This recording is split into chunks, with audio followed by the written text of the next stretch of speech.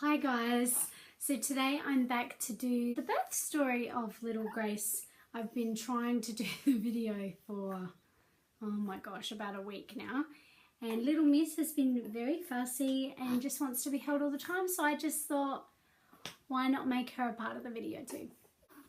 Okay, so it all started on Thursday, the 24th of March.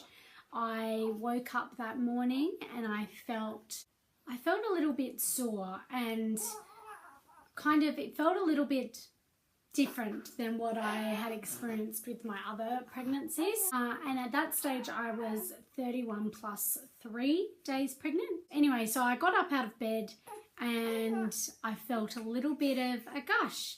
Not enough to think it was like my waters breaking or anything like that, but it was definitely something that, I noticed. Anyway, I went to the toilet, tried to think, okay, well, if anything else happens, then, then I'll think about it. So didn't really think too much of it. I had a busy morning. The boys had their Easter bonnet hat parade things, one after the other. So it was busy. I just had to get ready, get out of the house. Every time I sat down though, however, so as I kind of got out of the car to drop my sons off, I would feel a little bit more of a pool of liquid, and I was thinking, I had Ethan early and I remember leaking a little bit with him, not a full gush or anything, but I definitely remember, there being some liquid there. So it just kept happening, so I decided that it would be a good idea for me to just go into the hospital and check. So I finished all my son's parades, so I got that done. So went into hospital. They checked me out and they said it was suspected that I had ruptured my membranes. So not a big gush, so there was obviously enough fluid and everything still there for the baby. They checked me out, they checked baby out, they did an ultrasound. There was still enough fluid there, but they said, look, we want to keep you in overnight, see if any labour progresses or anything, because I did have a few pains. We stayed in. By the next day, it wasn't seeming like I wasn't having any big gushes or anything much anymore. Like it was just, I was wearing a pad and just changing it over every 3 hours or so. So not a lot of fluid. But yeah, by the morning of the 28th, I was getting like some pretty bad pains that morning. The funny thing is I'd woken up that morning, we'd gotten into a bit of a routine with Simon and the boys, and so Simon would bring me every morning, and while I was having my breakfast I would talk to them while they were having their breakfast. The doctors finally came to me. I'd finished my breakfast, was just sitting there waiting for them. Luckily they were seeming to take longer than they had the other morning, so I decided to have a shower, which was amazing. And because I'd been in so much pain the night before, just like really sore, like period kind of, not really bad cramps, like I've had contractions before, so I know what that feels like. So it didn't feel like that, but it just was really sore, so it felt really nice under the hot water and whatever. Anyway, I just kind of gotten out of the shower. The doctors come in to do their rounds and they check me out and they ask me about the pain I had been experiencing the night before. Hello darling, what are you trying to do? This kid is trying to peel an orange with his fingers. You've done pretty well. I better come cut this up for you. They'd asked me about the pain I had been experiencing and everything the night before, and when they checked me out, I was so sore when they were touching around the area and like on my lower stomach, and I was like crying in pain, and they checked me out and they said, look, we suspect that you've got a uterine infection, and because you're 32 weeks pregnant, we need to do an emergency C-section like as soon as possible. I was like, what do you mean? And they said, well, it was more dangerous to leave her in, especially at 32 weeks, only being 8 weeks early. But I think I was just in shock because they had been telling me that they were hoping to get me to 35, 36, even 37 weeks, if I didn't get an infection, or, that's why they were keeping me in the hospital, so I wouldn't get an infection. So anyway, I'm just in tears and just shocked. Like, I just couldn't believe it. And, as soon as I'd gotten to the hospital, 4 days prior, they'd given me the steroid injections just for her lungs, which I remember having with Ethan because he was premature. So, you know, everything was kind of ready and leading up, but I suppose in my mind I just had this idea that I wasn't going to have another preemie baby. Like, well, if I had a preemie baby, not very preemie, like it just, even though Ethan was born at 27 weeks, so he was 13 weeks early and Grace was only 8 weeks early, it still was a shock. I was not anticipating it. My second child, Jake, was born 38 weeks, so full term, you know. So I think it was a shock. Anyway, I called Simon up and said, look, you need to get back here.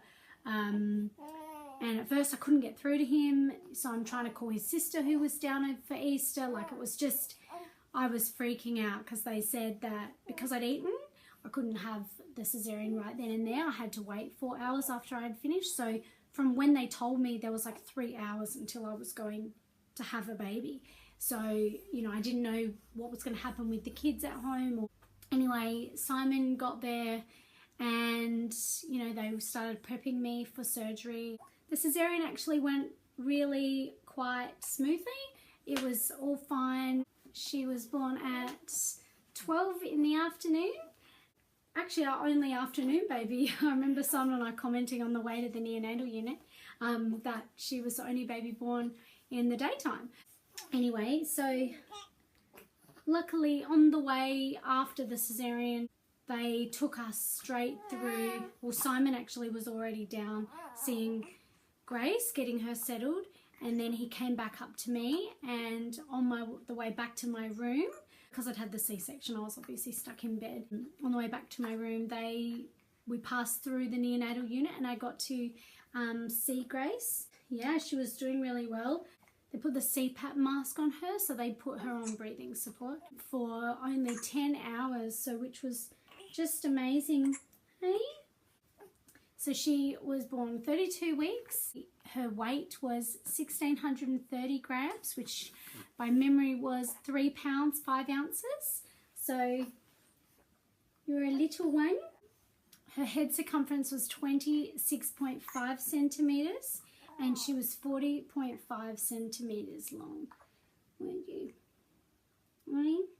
It was my third C-section, and even though I had planned to do the C-section, I was freaking out. Like, I was so scared in there, and it was my first baby to be born in Brisbane. Both the boys were born in Adelaide, and, you know, not that there was anything wrong with the hospital. The hospital was amazing in Brisbane, but I think it was still scary, and having a baby in, you know, a new state, and, you know, I knew how the neonatal unit worked and how everything was run in Adelaide, and I was just really apprehensive to how it was going to be in Brisbane. And I think because she was born early but not as early as Ethan, I just didn't know what kind of expectation to have. I remember how small Ethan was. I remember how sick he was and how much he had to fight to live, you know, and I knew that 8 weeks was still quite early, but not like a scary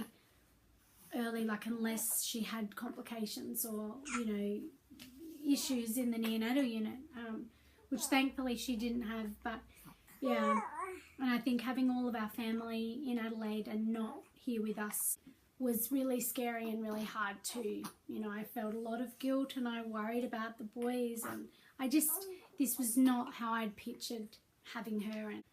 But she came home on Saturday the 23rd of April, so she spent 26 days in the hospital.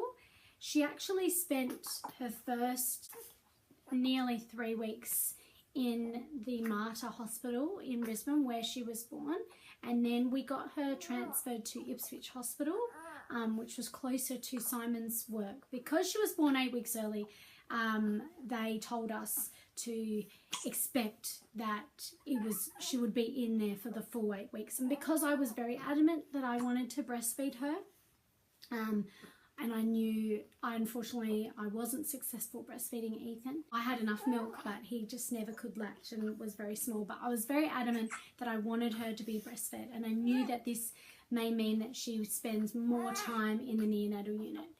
But I was I was very adamant I was doing it. So I had realistic expectations, and I thought she's 8 weeks early, she might be in for 10 weeks because it might take another week or two to get her established with the breastfeeding. So, but thankfully she started breastfeeding at like 33 and a half weeks, like gestation. So she was only like a week and a half old when she started to have, she had her first suck at the breast. And from there on, like we just kind of, I was doing 1 breastfeed a day and then increased it, and over time, yeah. So because we thought she was going to be in hospital for a lot longer, after the nearly 3 weeks, we transferred her to Ipswich because we thought when Simon went back to work, it was a lot closer for him to get there. Parking was cheaper, you know, a whole variety of things.